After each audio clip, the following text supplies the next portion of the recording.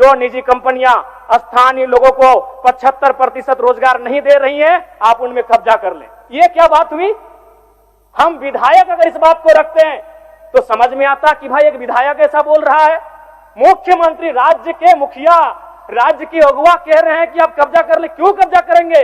आप इस राज्य के अगुवा हैं। और जेपीएससी, जेएसएससी को मंतव्य देना सरकार के अधिकार के क्षेत्र में आता है, तो आप उनको ये मंतव्य दीजिए कि ज्यादा से ज्यादा जो परीक्षा ली जाए वो हमारी भाषाओं में ली जाए। उदाहरण के लिए मंगरी यार बुधनी ढेकिया कुटे ले गेल हले, ढेकिया कुटते कुटते कानी मोनी उंगरिया कुटाए ले। ये दूसरे राज्यों के अभ्यर्थियों को समझ में नहीं आएगा। उनसे ये पूछा जाए कि घैला और पैला में अंतर क्या होता है, दूसरे राज्य के अभ्यर्थियों को ये समझ में नहीं आएगा। आप अगर उनको सिलेबस देंगे तो सिलेबस को कोई भी याद कर सकता है, उन्हें सिलेबस नहीं। जो हम लोग गांव में होता है, जो हमारी संस्कृति में होता है, जो हमारी परंपराओं में होता है, उनके आधार पर परीक्षाएं ली जाए। और नहीं तो ये मैया सम्मान योजना की राशि मैं सराहना करता हूं सरकार की, लेकिन कब तक बांध के रखेगी हमारे नौजवानों को और हमारी उन माओं को जिनको आप 2,500 रुपए दे रहे हैं, लेकिन उन्हीं की बेटों और बेटी की नौकरियां जो 50,000, 70,000, 90,000 आप दूसरे राज्यों को बेचने का काम कर रहे हैं। ये शहादत, ये संघर्ष, ये झारखंड आंदोलन किस लिए, किस दिन के लिए कि 150, 220 सीटों में 150 सीटें राजस्थान के लोगों का हुआ, तो फिर कोई औचित्य नहीं इस राज्य के निर्माण का, कोई औचित्य नहीं विनोद बिहारी महतो, जयपाल सिंह मुंडा और दिसम गुरु शिबू सोरेन के आंदोलन का। आज इस राज्य के युवाओं के सपनों के साथ धोखा हो रहा है। एक आदिवासी नौजवान का मृत्यु हुआ था दुर्घटना के कारण। हम लोग 6 दिनों से धरना पर बैठे थे और नियोजन की मांग कर रहे थे, मुआवजा की मांग कर रहे थे। कंपनी ने स्पष्ट कह दिया कि ना नियोजन मिलेगा ना मुआवजा मिलेगा। चंपई सोरेन जी गए, उन्होंने महाराष्ट्र में बैठे अधिकारी को फोन लगाया, जब बात नहीं मानी डीसी से कहा झारखंड की पुलिस को यहां से बाहर करिए, यहां के झारखंड के लोग इस कंपनी को सबक सिखा लेंगे। यह बोली होनी चाहिए कि मुख्यमंत्री की। चंपई सोरेन जी ने स्पष्ट कहा कि अगर ये कंपनी हमारी बात नहीं सुन रही है तो इसे यहां डीसी को उन्होंने सीधे निर्देश दिया हमारे सामने, धनबाद डीसी को, कि आप जितना भी झारखंड पुलिस यहां तैनात है सबको बाहर करिए। अगर ये हमारी जमीनों पर खड़ा होकर हमारी बात नहीं सुनता है तो यहाँ के लोग इसे देख लेंगे। इसलिए ये मुख्यमंत्री का बयान नहीं होना चाहिए कि आप कब्जा कर लें। मुख्यमंत्री का बयान ये होना चाहिए, अध्यक्ष महोदय, उनका नीति नियम बनाने का बयान होना चाहिए।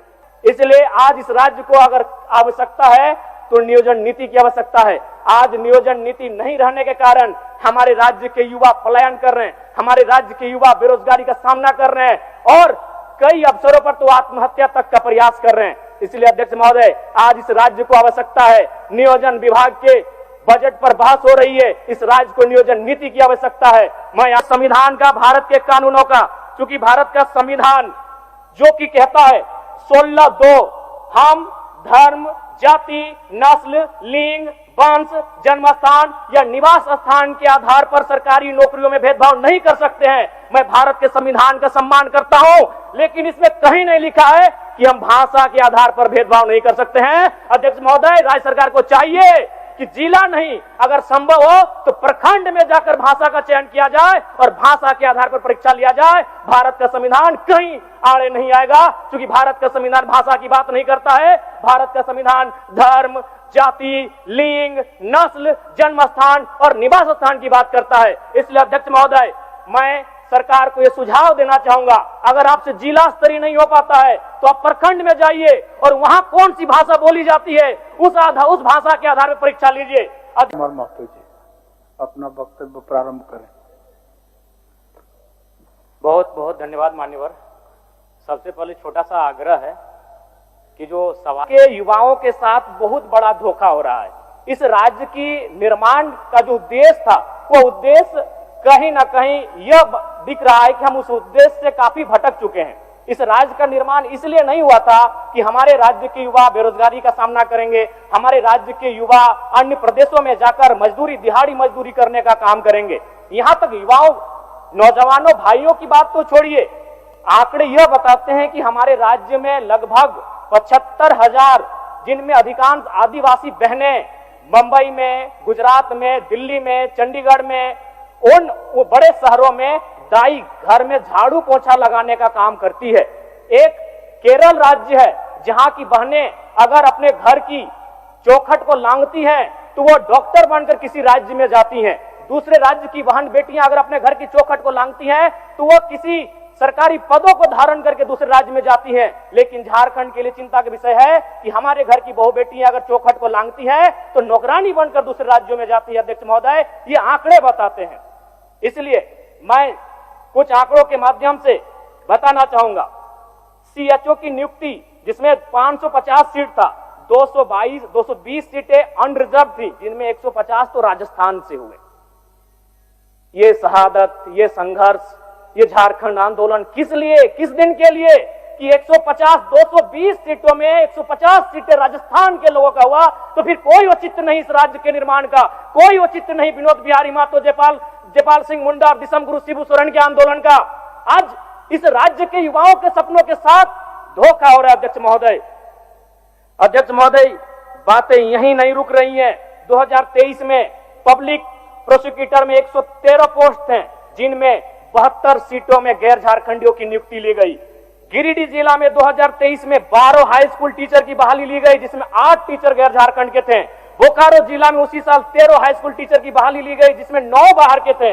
2022 में जेपीएससी के द्वारा 232 सीटों में 125 अनरिजर्व थे, जिसमें 82 गैर झारखंड के थे। अध्यक्ष महोदय, ये महज आंकड़े नहीं, इस राज्य की एक शर्मनाक स्थिति को बता रहा है कि हमारे पास क्या प्लानिंग है, हमारे पास क्या तरीके हैं कि हम इन चीजों को रोक सकें। 2024 में जेपीएससी के द्वारा 28 टाउन प्लानर की नियुक्ति हुई, जिसमें 17 गैर झारखंड के हैं।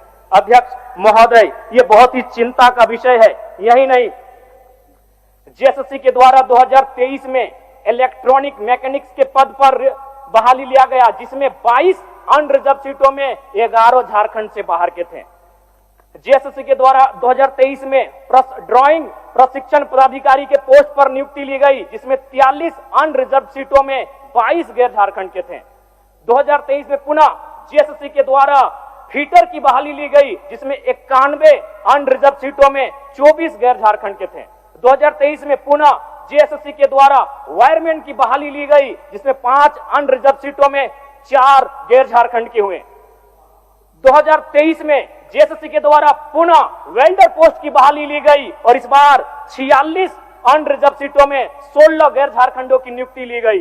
2023 में पुनः इलेक्ट्रीशियन के पद पर जेएसएससी के द्वारा बहाली लिया गया और इस बार 93 अनरिजर्व सीटों में 29 सीटें गैर झारखंडियों को गई। अध्यक्ष महोदय, जो कि चिंता का विषय है। अध्यक्ष महोदय, अब इसमें बात आता है भारत के संविधान का, भारत के कानूनों का।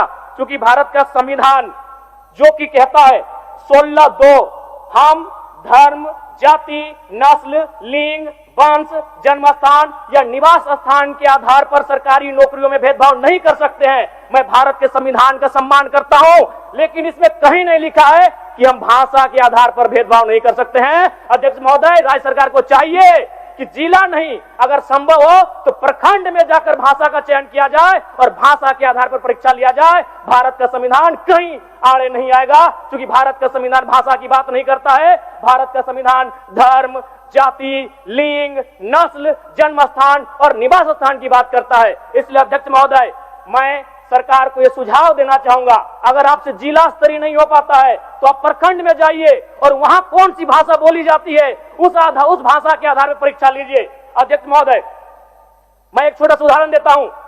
अगर परीक्षा में यह पूछा जाएगा कि आंख का तारा का मतलब क्या होता है, तो इस सवाल को उत्तर बंगाल के स्टूडेंट भी देंगे, बिहार के स्टूडेंट भी देंगे, गुजरात और राजस्थान के भी स्टूडेंट देंगे। लेकिन अगर सवाल पूछा जाएगा पकड़ तरे हाथ करे करे झांक, हाथ से छूटल माछ और बांधे गड़ल कांच, एकर माने की लगे, दूसरे राज्यों के स्टूडेंट नहीं कर पाएंगे। और दूसरी बात, सिलेबस सेट करना जेपीएससी, जेएसएससी का अधिकार क्षेत्र में आता है और जेपीएससी, जेएसएससी को मंतव्य देना सरकार के अधिकार के क्षेत्र में आता है।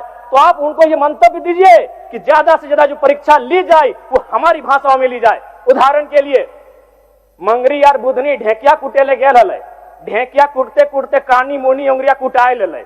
ये दूसरे राज्यों के अभ्यर्थियों को समझ में नहीं आएगा। उनसे ये पूछा जाए कि घैला और पहला में अंतर क्या होता है, दूसरे राज्य के अभ्यर्थियों को ये समझ में नहीं आएगा। आप अगर उनको सिलेबस देंगे तो सिलेबस को कोई भी याद कर सकता है, उन्हें सिलेबस नहीं, जो हम लोग गांव में होता है, जो हमारी संस्कृति में होता है, जो हमारी परंपराओं में होता है, उनके आधार पर परीक्षाएं ली जाए, और नहीं तो ये मैया सम्मान योजना की राशि में शरण